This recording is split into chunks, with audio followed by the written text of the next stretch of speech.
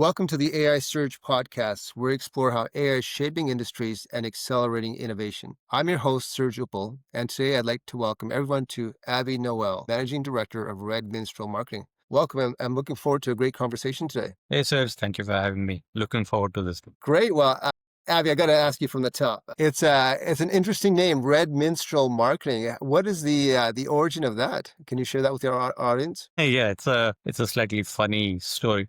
So there's two parts to this. So we believe at Red Minstrel that marketing is all about telling stories. So I was wondering what's the right symbol of storytelling, and to us that's a minstrel that used to go from village to village and sing stories of heroes and legends and things like that.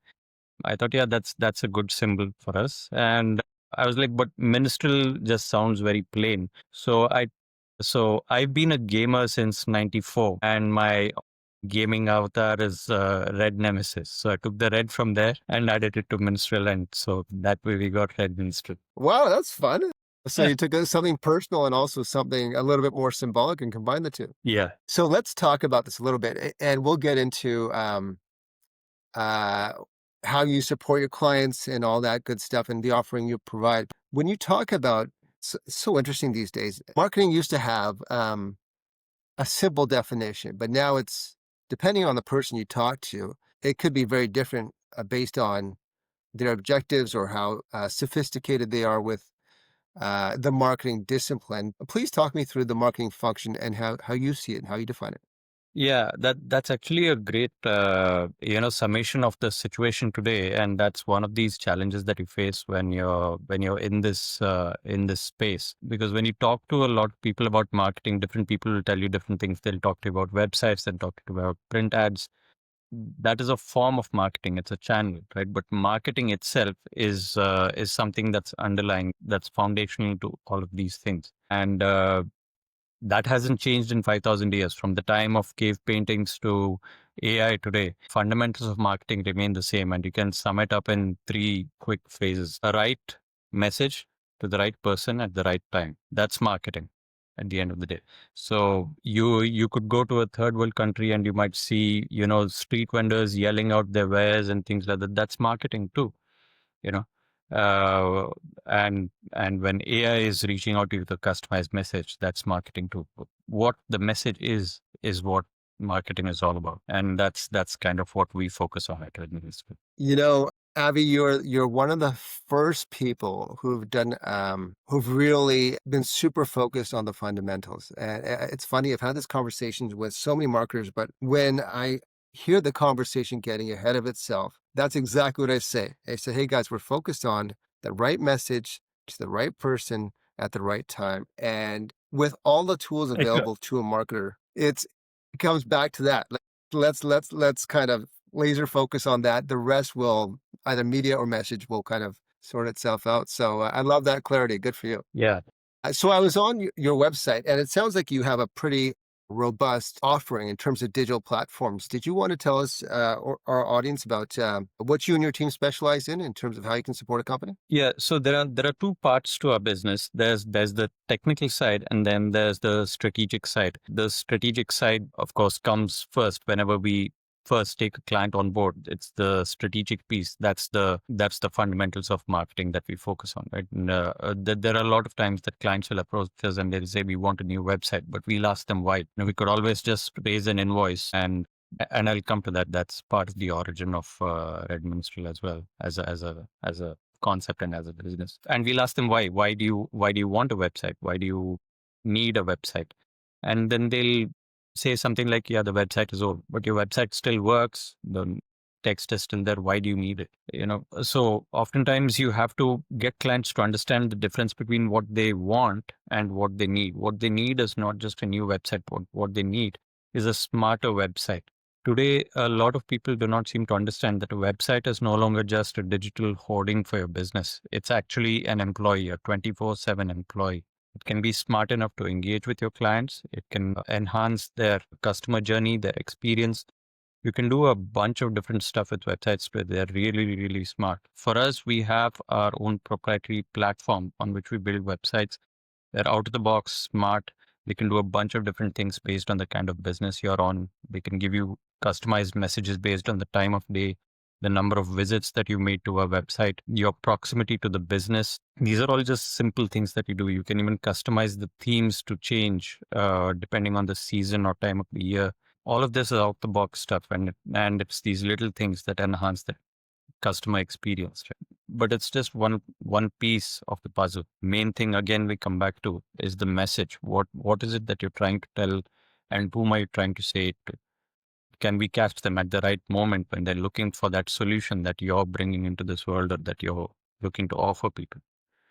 Um, so that's the strategic side of the business. Once we've kind of determined what the strategy is for the client, then we bring in the channels. Okay, you need a website. Do you need SEO? Do you need hyperlocal SEO? Do you need a CRM? A lot of businesses do not have a clear process to manage leads. And early on, when I started this business, we had a few failures in that sense because we'd work with businesses, we'd generate leads, and they wouldn't have a process to manage the leads. What do you do when a customer reaches out to you? Their next step is not known. They don't have an assigned salesperson. They don't have a defined sales process. And so then ultimately the marketing becomes meaningless to them because they talk to these leads. They're not able to convert them. They get frustrated. They say, okay, this is not working for us. So that's why we brought in the CRM as well. We also consult with them in helping improve their sales processes. It's not something that we advertise, but we believe it's an important value add in order to be effective when you're doing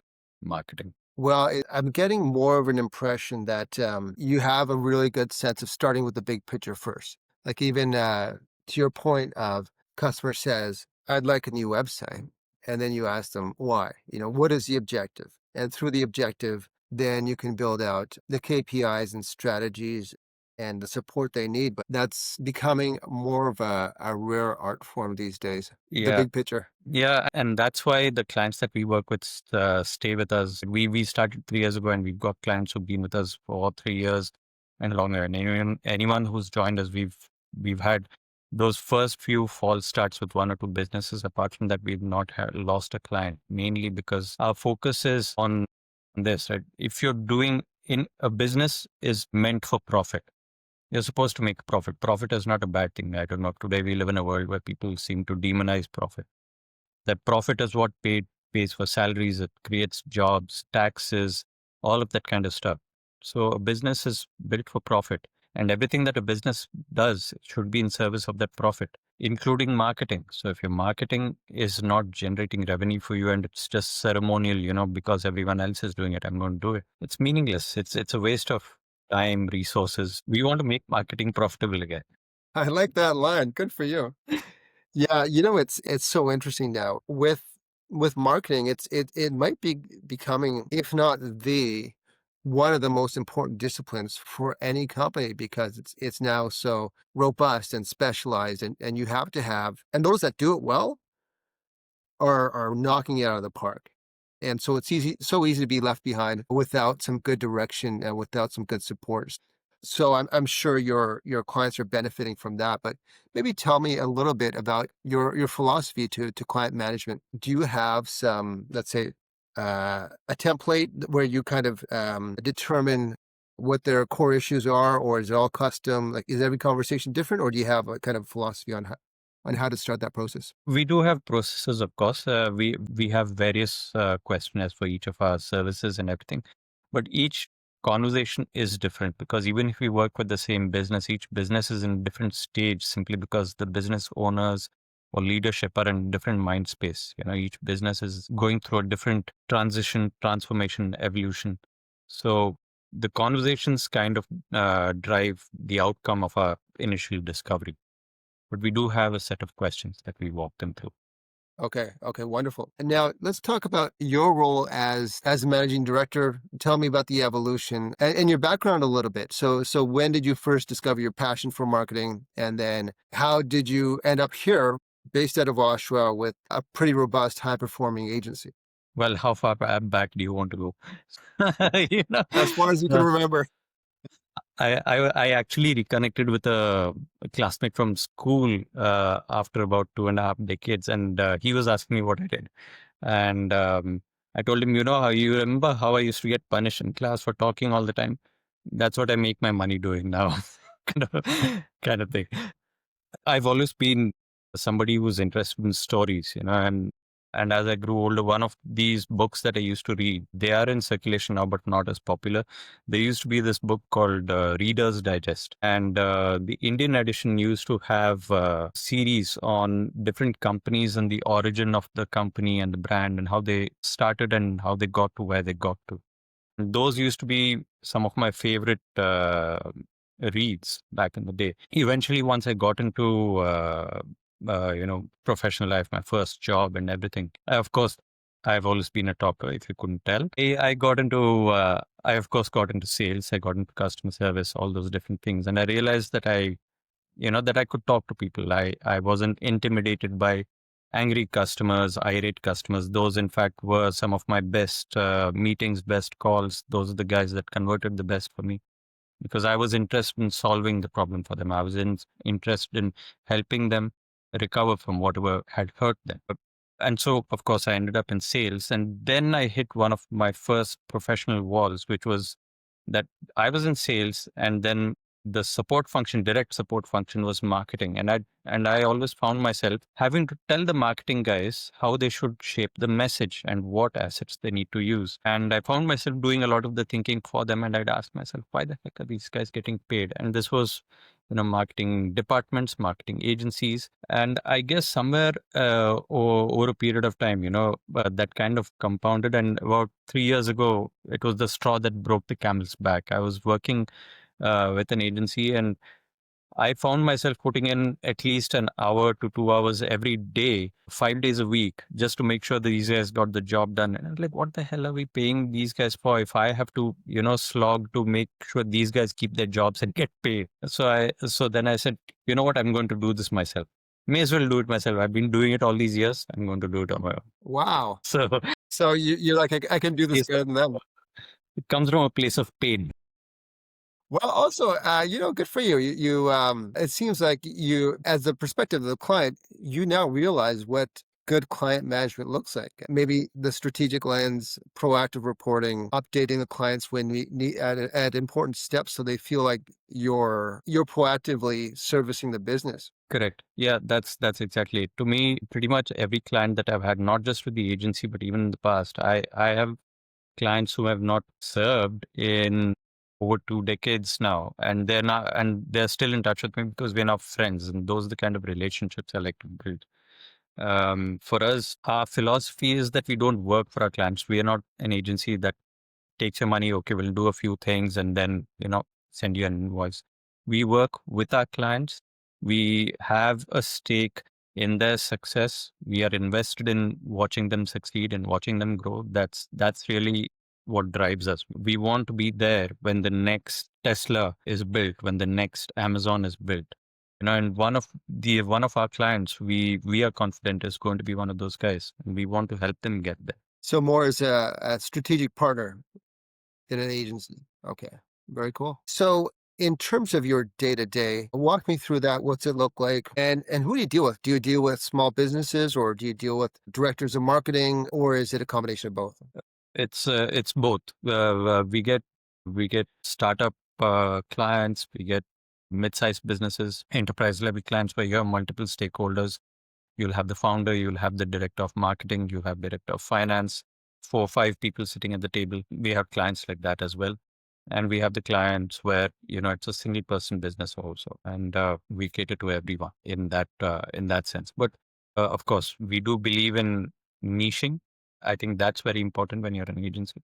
But for us, niching works a little differently. Most agencies focus on a particular industry. We believe in niching based on the kind of business leadership that's leading the business, because our focus is on doing good marketing. So we need to work with people who appreciate what we're doing versus someone who's looking for a magic button or magic wand kind of a thing.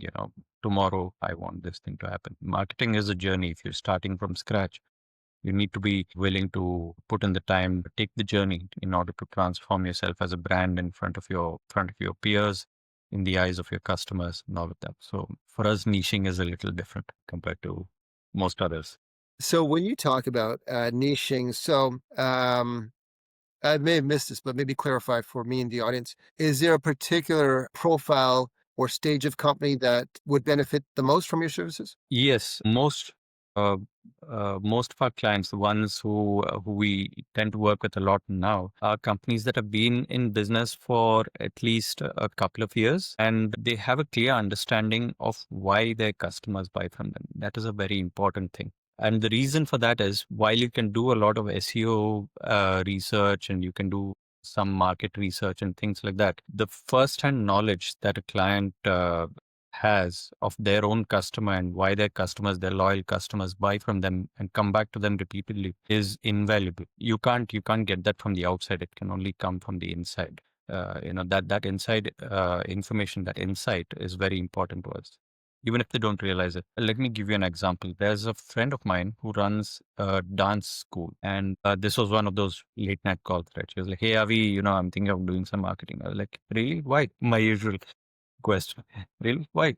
So she's like, yeah, because I want to get more customers and all that. Who should I market to? Who do you market to now? Like, I don't market to anyone. You have students? Yes. How many students do you have? I have about 30 students. How long have they been with you?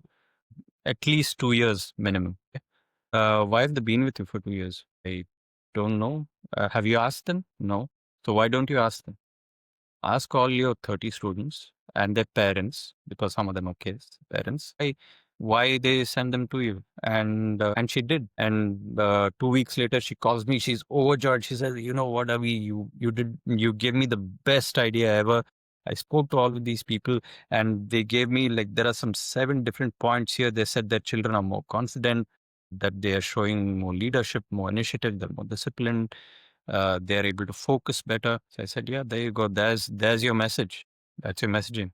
This is what people are looking for, and this is what it's going to sell."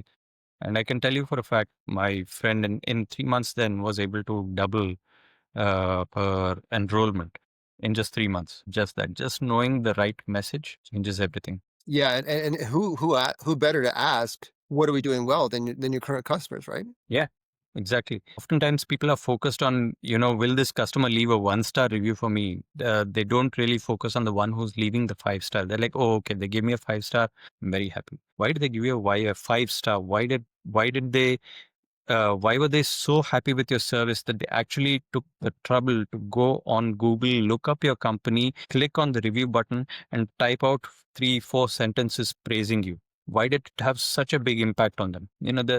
I'm sure you know this statistic. A happy customer will talk to 3 people, and an unhappy customer will talk to 10 people. That's this anecdotal statistic that's been thrown around for a few decades now.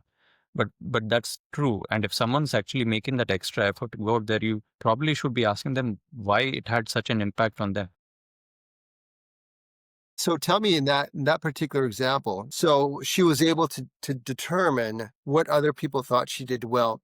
How did she then communicate that? So then we worked with her on developing a bunch of brochures that told her story, and digital brochures, and of course for print as well.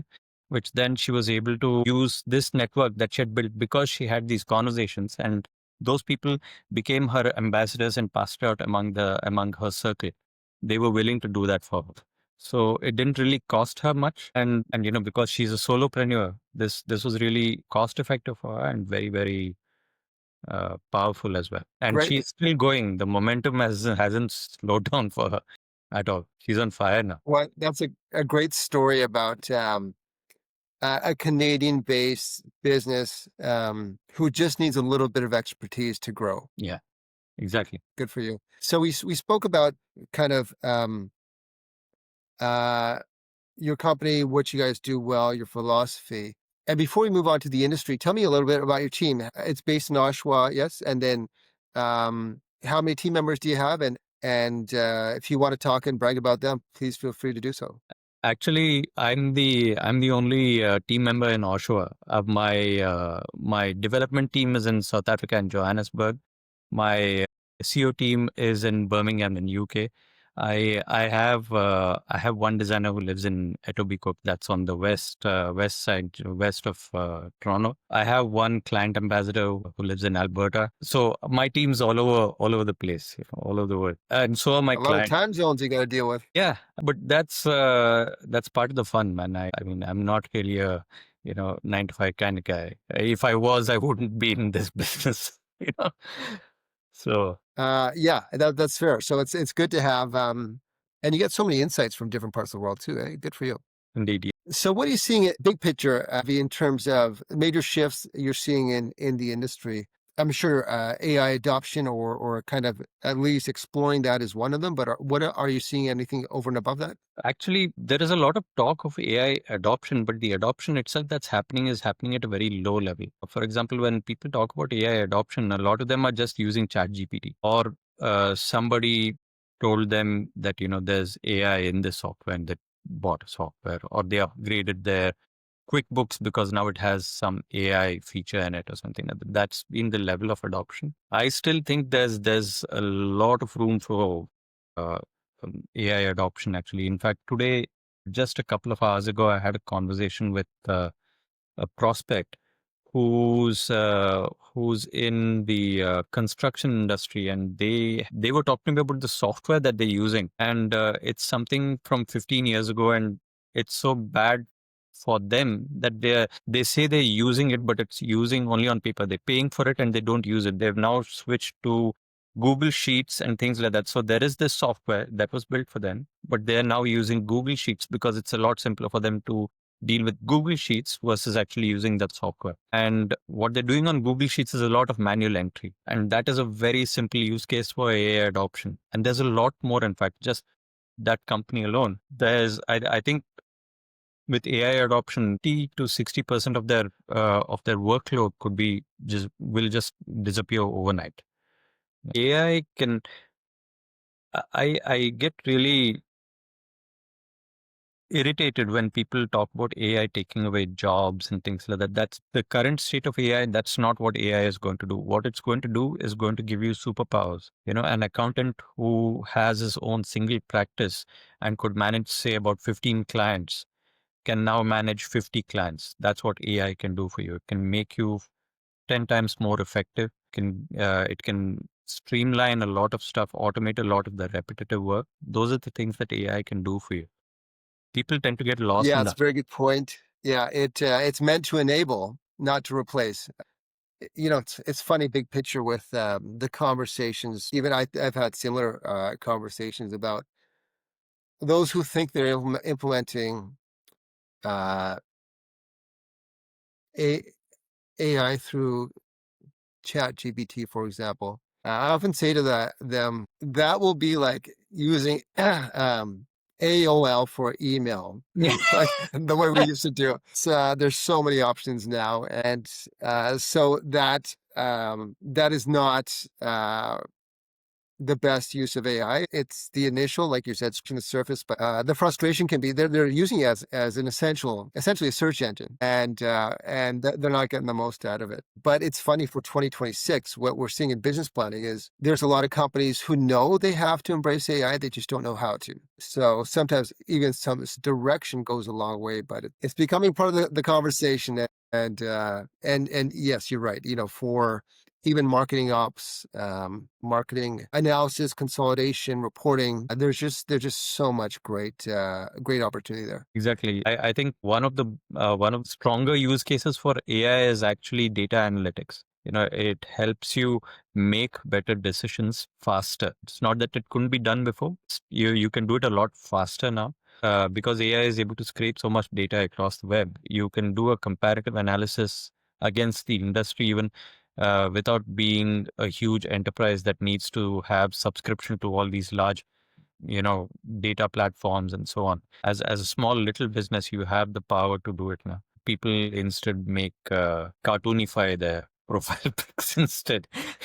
Just, I mean, it's fine. You do that for a laugh, but there's AI can actually do a lot more than Just that. Yeah, I'm looking forward to the day where people start to recognize that more broadly.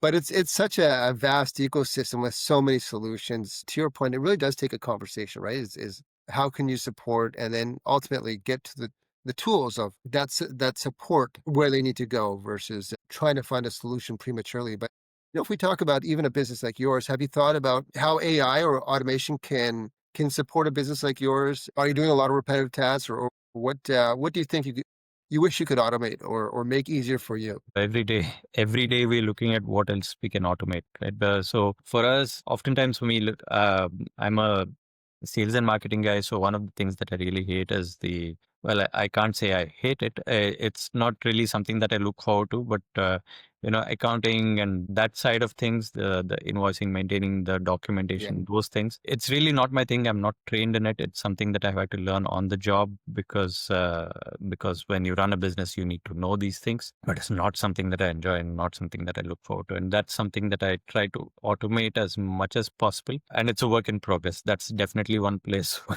we need AI for sure in some sense of the word. Another thing that we are working on, of course, is documentation with our clients. Maintaining documentation that goes back and forth, maintaining a track of assets. We do a lot of design work, maintaining those assets, being able to access those assets quickly, recall them, repurpose them, those kind of things.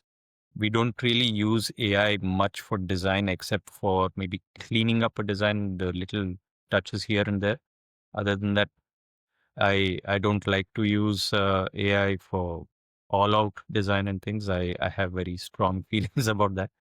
There was actually a conversation I was having with a client a while back where we were talking about a reimagining of their brand and, coming up. We need a week, do it. We need you to fill out this questionnaire so that we have an understanding of what direction you want to take the brand in. Then we're going to do it. And one of the stakeholders there, smirked and said, I can just go online and AI will create it for me in 5 minutes. I said, you could do that, but you are an enterprise, a multi-million dollar organization. Are you sure you want to risk trademark infringement and copyright lawsuits and those kind of things?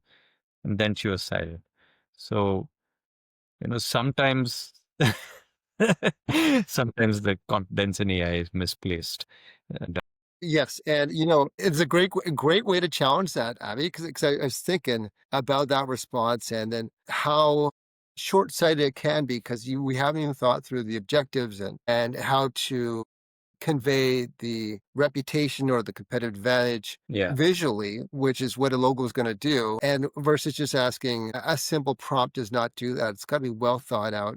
And you're right, it's got to be even the psychology of colors and all that stuff has to be taken into consideration. Yeah, but uh, this is something that's not talked about very often, right? And so people tend to forget this very fundamental principle that when you're talking about marketing messaging, the messenger and the reputation of the messenger is also important. So you as a company and as a brand, your reputation matters. So if you're someone who's seen as doing something quick and dirty, that is something that will come through, and that will put a big question mark on your integrity and even subconsciously people will think, okay, if this is how they deal with things for themselves, deal with me. And people don't seem to realize that when you're looking at quick and dirty, and it's not just with AI, right? It's even before Chat GPT really fired up this conversation about AI. The challenge that we had to deal with was that the college kid with the laptop in the basement is willing to do my marketing for $100. That was that price point objection thing. I have this cousin whose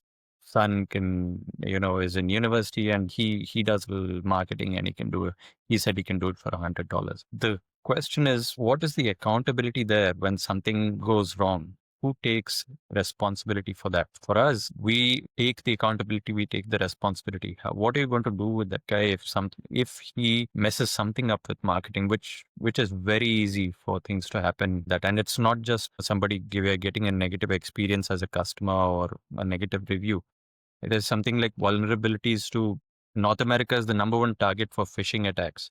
If you are not careful with how you protect your online presence, tomorrow someone can very easily just clone your website and scam people out of millions of dollars, and you are left holding the bill. There are cases that all the time. It happens with celebrities.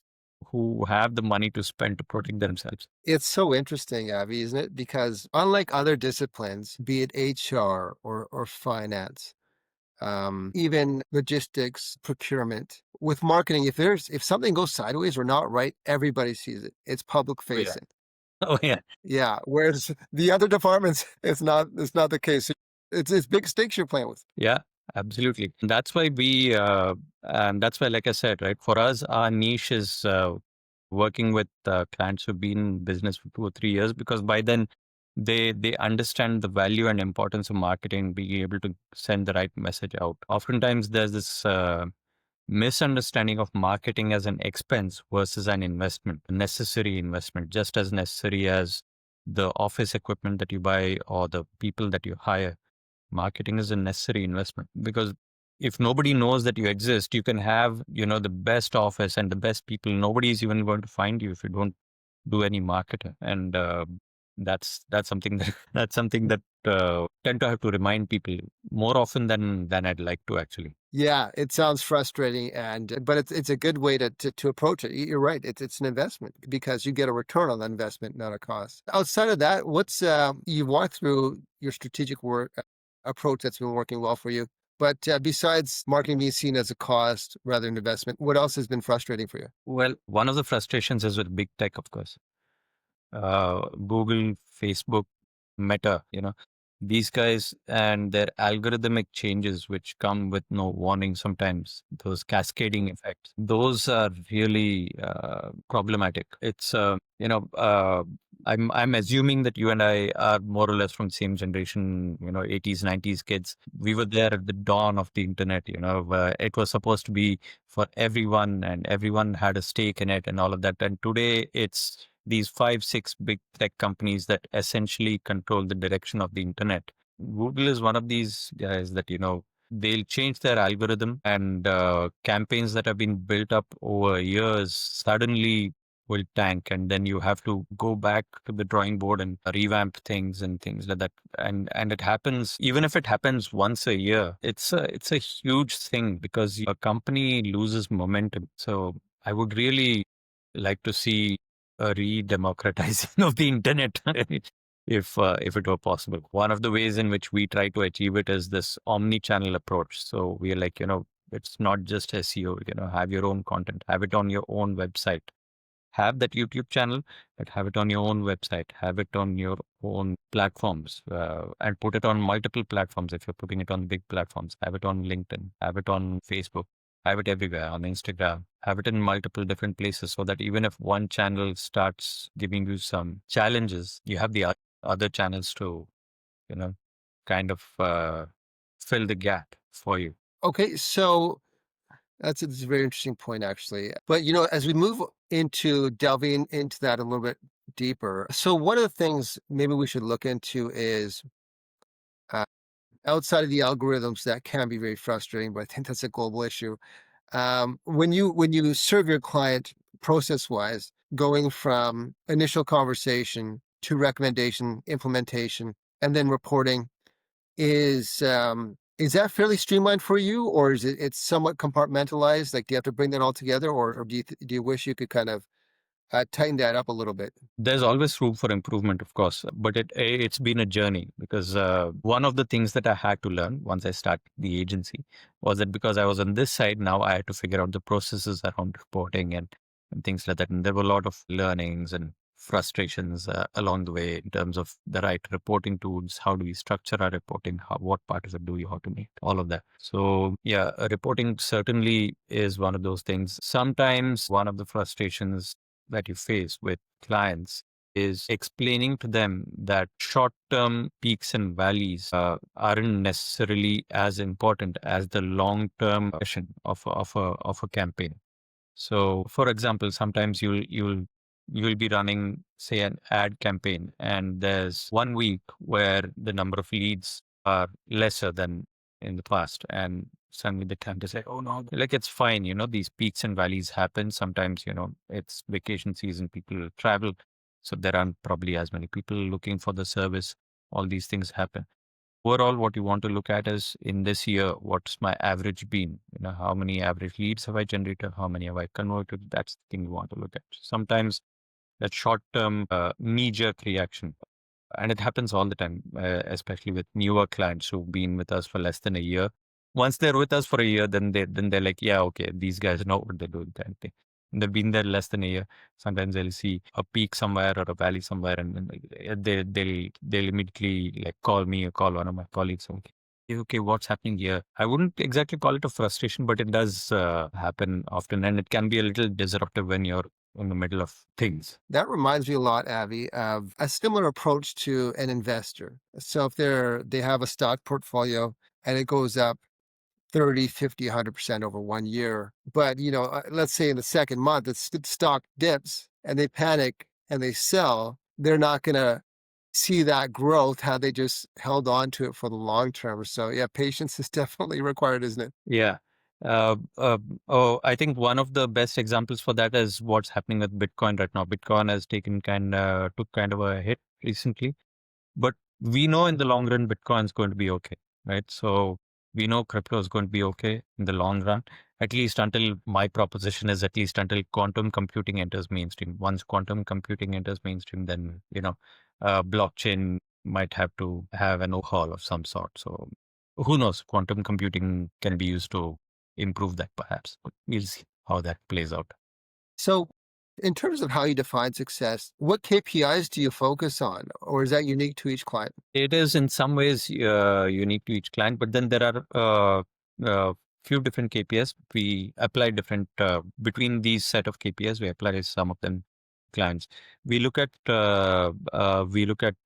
conversion rates. We look at return on investment, especially when it comes to ads. We look at ROAS. We look at engagement rates when it comes to social media, and then of course on the website you have the entire gamut of analytics, that the engagement rate, bounce rate, durations, those kind of things. Depending on the mix of services that we offer our clients, we will focus on those sets of KPIs. That's good. Yeah, it's a good point. Some of them, regardless of how much the world changes, some of the KPIs are universal. And then for my audience, KPIs, key performance indicators, in case some of Yeah. you were wondering. Keep- Okay, good. Are there any bottlenecks that you're experiencing, or do you think the industry is experiencing that is a common challenge? I think the biggest bottleneck in our industry is awareness. I think awareness is a bottleneck for whatever reason it is. A lot of agencies like to do this whole mystery and magic kind of thing. Like everything is so mysterious, and so it kind of scares clients, right? Hey, if I touch this one thing, then everything will fall like a Jenga tower. So I think that is definitely a bottleneck, or sometimes it's outdated, obsolete knowledge. Even sometimes clients are talking to you about strategies that worked in 2014, 2015. Now the internet is a very different space, ruled by much more advanced algorithms, and the requirements to succeed are very different from what it was 10 years ago. So yeah, knowledge awareness, those. So, if there was one magic wand that you could wave to solve an issue for you or to make your life easier, can you think of something that say, hey, if we could do that, that would be really beneficial to me, my clients, or helping me sleep at night, or maybe not work as hard? Anything that comes to mind? This may sound a little off topic. I think if there are solutions that they're not necessarily magic wand solutions, but security is a big thing I repeatedly come across with clients. There are a lot of our clients come to us from other agencies that they work with, not necessarily had the best experience. And if there was something that I could do to wave a magic wand and have these clients, we as an agency, as a policy, we tend not to take ownership of clients' assets. We insist on the client retaining ownership of their assets, which most agencies do not do. They try to use it as a sort of a ball and chain type of situation. We own all of your assets and this and that. I have never been that kind of guy. We don't do contractual things. Our clients are with us month to month. They are with us because they choose to be with us. And the security thing is another thing. There are so many, almost 60 to 70% of my clients, the first 2 or 3 months, one portion of our bandwidth is dedicated to recovering access to their social media accounts, their old websites, those kind of things. And it's so risky that you're giving your digital assets, somebody else control over your digital assets. So it's worrying actually. That's one thing I'd definitely like to solve with a magic wand. It's kind of, wild how common that is, where you're just handing over the keys to your digital assets to a third party. Now, in terms of security, are you also referring to, like, cybersecurity as well, or do you see that as a kind of a different, If you're an discipline? e-commerce business, then cybersecurity is definitely something you want to look into. Cybersecurity insurance is also something that you want to look into because, yeah, like I mentioned earlier, North America is the number one target for all these scammers and phishers and things like that. But just general basic hygiene, right? With your digital presence, you make sure that there's one designated person who has access to all these accounts as an owner who's an employee. There's a clear chain of custody, and the logins, passwords, people are maintaining it in some secure place. It's not just something that everyone has access to. Everybody gets access only as much as they need to. Everybody shouldn't be an admin there, especially if you're talking about employees, because employees change, they move, they leave. I'm not saying all employees are malicious, but sometimes employees who leave, their priority is not necessarily giving you a handover. Some of them may just leave and leave you to your fate. And then you don't know what the password is. You don't know how to recover it. There's one client of mine for whom it took us 3 or 4 months to recover their Google business profile from Google. Wow. And it was because somewhere the chain of custody within their organization was lost. The previous agency uh, didn't know who had access, and they didn't even bother to try. But we finally recovered access just a week ago. We recovered access, but it took us 3 4 months to get it. We had to appeal multiple times to Google and everything. Then we finally managed to get access to it. And we still have to do SEO for these guys without having access to that asset. So sometimes there are these challenges that you face. Yeah. So that's a magic wand solution that I like. Well, okay, that's fair. Matt, to go months without access to your Google My Business profile, that's a real challenge.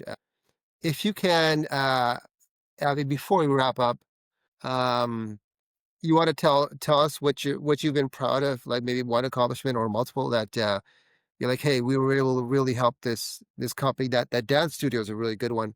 Anything else that comes to mind? Uh, yeah, it's kind of hard to pick. There are various things at different scales that we've done. One of course is just recovering this Google business profile thing, right? It may seem like a simple thing because I just explained it, but it's extremely difficult to because Google does everything on automation, right? It's very difficult for you to get to a person and talk to a person. We are a Google Right. certified partner, but even with us, it took us a while because at the end of the day, it's a company's asset and they need to verify that that company is the one that's finally going to get access to their profile and things.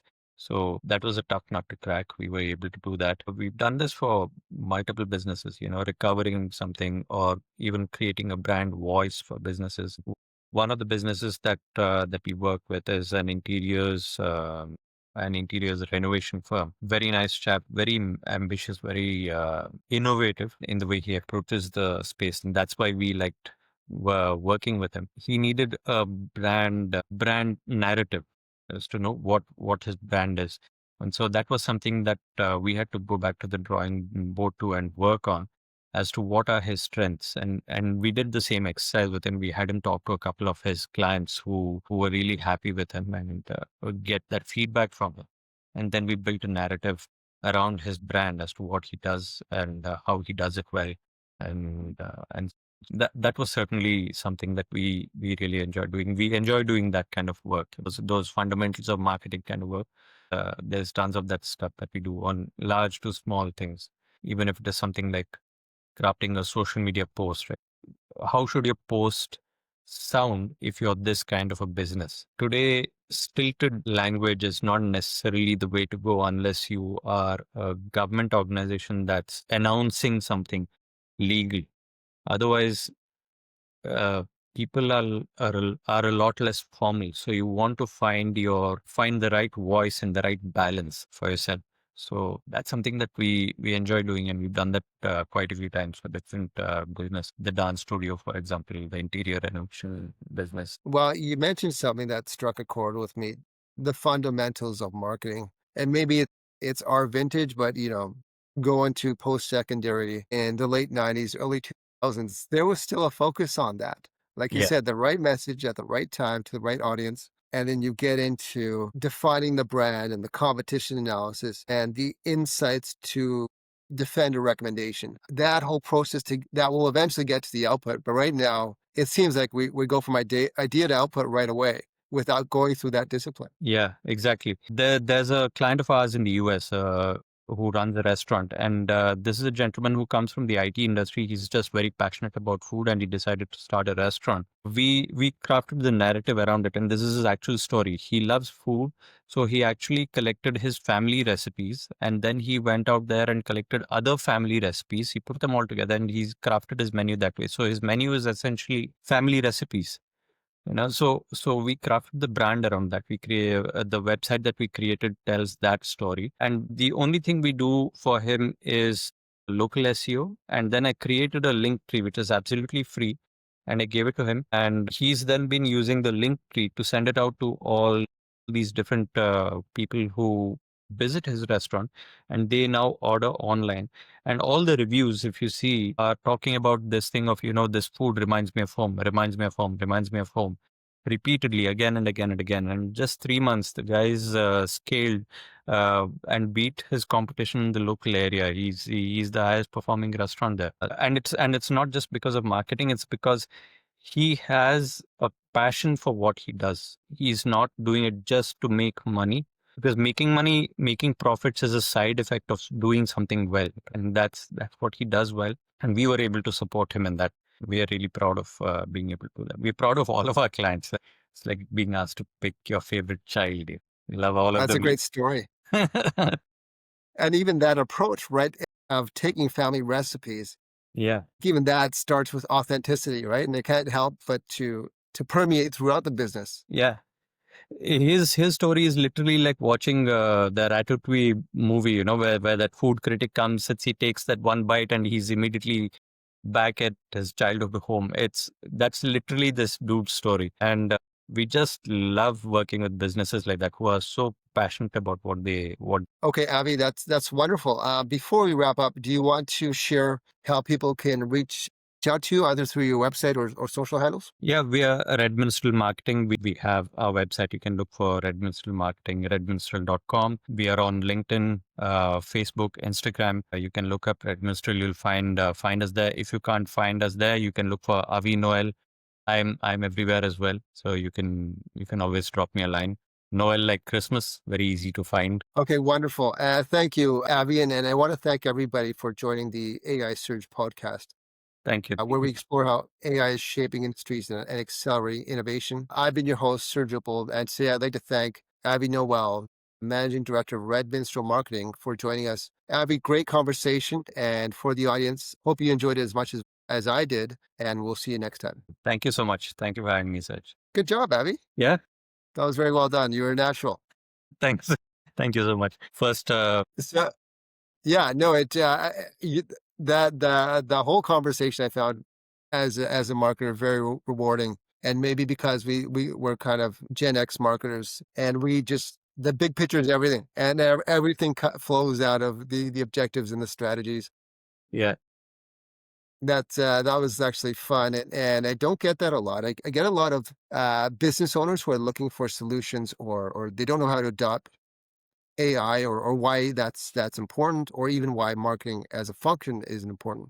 And I've worked in the auto industry, which has a very strong bias towards sales rather than marketing, and a lot of effort is spent on education, justification. Here's how more leads will help make your sales team more effective, but also the right leads. yeah. Actually, the auto industry is one of sorry to interrupt. Please Yeah. go ahead. Well, I was just going to say, in addition to that, even in the real estate market, which is big here in Vancouver, you'll get your kind of tire kickers, which is people will come through, walk through an open house, but it might be the neighbor, versus having booked private showing, which shows more intent. Yeah. So yeah, it's just different ways to look at it, but it's nice for you to have that big picture focus to really support your clients. That's really well done. Yeah, and I think the automotive industry is really missing the bus on some very big stuff here, right? There's a lot of opportunity here, and I think there's a lot more that they could do. Oftentimes, when I look at those ads, they are very slick ads, but they don't really speak to the individual. There's a whole lot of sleek visuals, and there's these panning camera views of the console and the steering wheel and display and all of that kind of stuff. Cars are such a vehicles. I'm not as big of a car person as a motorcycle person, but still vehicles, in the same space. Vehicles, Hmm. automobiles, there is a thing about man and his machine, right? And that connection between man and machine.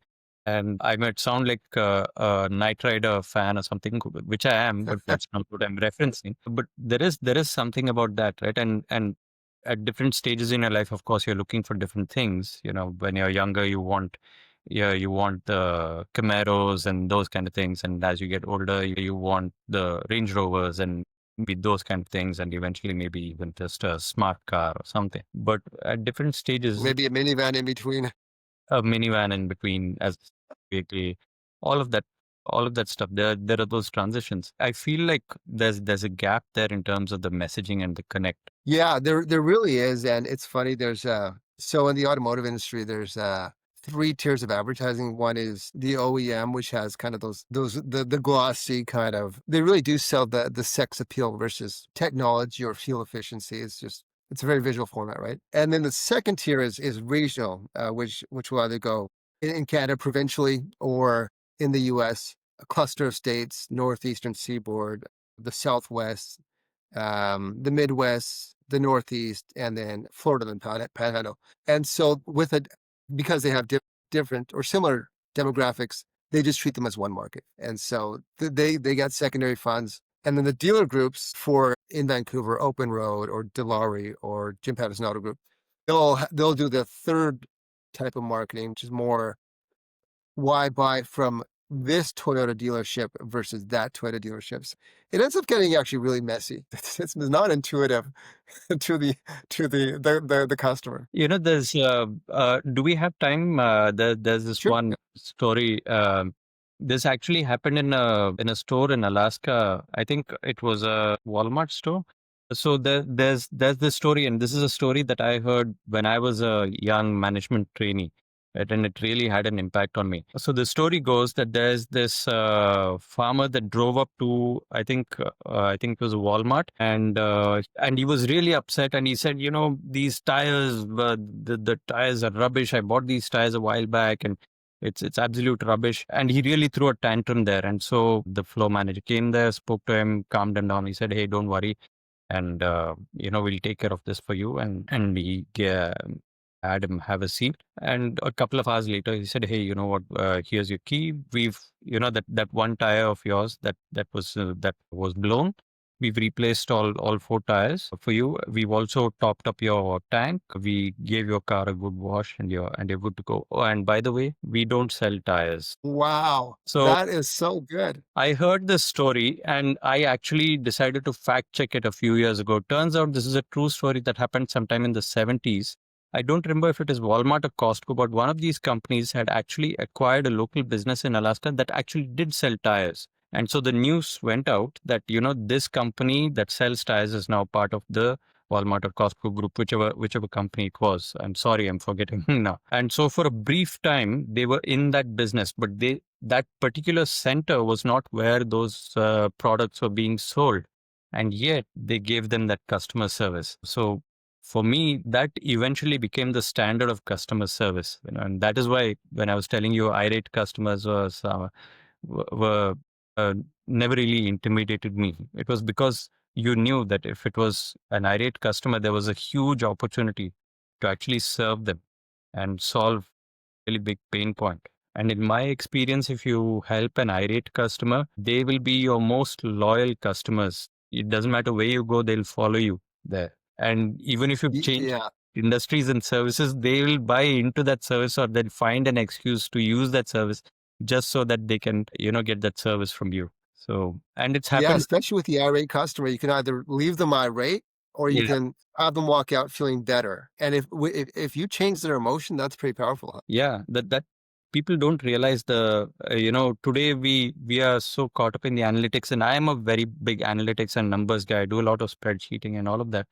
But the spreadsheeting has to be tempered with some emotional quotient, let's put it that way. People often talk about a customer lifetime value. There are, with the exception of a few businesses, most businesses can have a much larger customer lifetime value than they think on paper, simply by focusing on customer service. Wow. Yeah, it's amazing. So, I'll give you one other example from my past. I used to one of my early jobs was working for a luxury brand called Yadro, which is a Spanish brand that makes porcelain sculptures. So this is bought by the richest of the rich kind of people, right? They have like 25 classic cars in their garage, kind of people.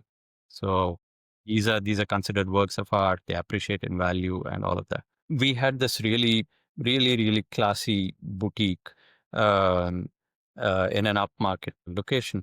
And oftentimes there'd be people standing out, looking in through the window and everything. And so I'll admit here, it was kind of a lonely job because you didn't get too many walk-ins. Most people were intimidated by what they saw, so they were afraid to walk in.